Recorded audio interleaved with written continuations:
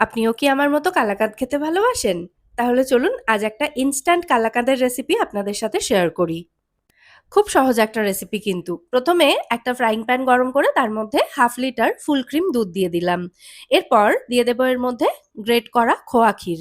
খোয়া ক্ষীর মোটামুটি 100 গ্রাম মতো দিলেই হবে। যেহেতু এটা ইনস্ট্যান্ট কালাকাঁদ, তাই দুধটাকে তাড়াতাড়ি ঘন করার জন্য খোয়া ক্ষীরটা ব্যবহার করলাম। দুধ আর খোয়া ক্ষীরটা মিশিয়ে খানিকক্ষণ ফুটিয়ে একটু ঘন হয়ে গেলে এবার এই মিশ্রণটার মধ্যে দিয়ে দিতে হবে একটু সিট্রিক অ্যাসিড অথবা একটু পাতিলেবুর রস। সিট্রিক অ্যাসিড দিলে জাস্ট এরকম 2-4টে দানা দেবেন, এর বেশি দিলে কিন্তু পুরো মিশ্রণটা কেটে ছানা তৈরি হয়ে যাবে। আর পাতিলেবুর রস দিলে 1/2 টিস্পুন যথেষ্ট। আরো কিছুক্ষণ নাড়াচাড়া করে নেওয়ার পর এর মধ্যে দিয়ে দিচ্ছি 3 টেবিল চামচ পরিমাণে গুঁড়ো দুধ। এতে টেক্সচারটা খুব ভালো হবে কালাকাঁদের। আর তার সাথে দিয়ে দেবো একটু মিছরি এবং এলাচ গুঁড়ো। 30 গ্রাম মতো মিছরি এবং দুটো ছোট এলাচ আমি মিক্সিতে একসাথে ভালো করে গুঁড়ো করে নিয়ে সেটাই দিয়েছি। এবার হাই ফ্লেমে রেখে ক্রমাগত এভাবে নাড়াচাড়া করতে করতে মিশ্রণটা ঘন হওয়া পর্যন্ত রান্না করতে হবে। তবে মিশ্রণটা খুব বেশি ঘন করে একদম শুকিয়ে ফেলবো না, তাহলে কিন্তু এটা ঠান্ডা হওয়ার পর গুঁড়ো গুঁড়ো হয়ে যাবে, কাটা যাবে না। মিশ্রণটা এরকম একটু থকথকে হবে, তখন গ্যাসের ফ্লেমটা অফ করে আরো কিছুক্ষণ এটাকে নাড়াচাড়া করব এবং একটু ঠান্ডা হতে দেব।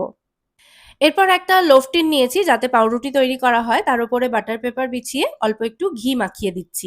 আপনারা যে কোনো চৌকো পাত্র নিতে পারেন অথবা যে কোনো প্লেটেও ঢেলে নিতে পারেন। ঘি মাখানো বাটার পেপারের ওপরে কালাকাঁদের মিশ্রণটা ঢেলে দিয়েছি এবং স্প্যাচুলার সাহায্যে ওপরের পোর্শনটা এরকম একটু সমান করে দিয়ে সাজানোর জন্য একটু কেসার এবং একটু পেস্তা কুচি ছড়িয়ে দিচ্ছি। এবার এটাকে বাইরে রেখে প্রথমে সম্পূর্ণ ঠান্ডা হতে দেব, তারপর 1 ঘন্টা মতো ফ্রিজে রেখে দেব, তাহলে এটা খুব ভালো মতো সেট হয়ে যাবে। ফ্রিজ থেকে বের করে আনার পর সাইড দুটো কেটে নিয়ে বাটার পেপারটা ধরেই আমি এটাকে বের করে পছন্দ মতো শেপে কেটে নিয়েছি। ব্যাস, আমাদের কালাকাঁদ এখানে একদম রেডি। মুখে দিলেই মিলিয়ে যাবে, এতটাই সুস্বাদু হয় এই কালাকাঁদ খেতে। রেসিপিটা ভালো লাগলে চ্যানেলটা সাবস্ক্রাইব করে আমার পাশে থাকবেন। আজকের মতো এখানেই টাটা, সবাই খুব ভালো থাকবেন।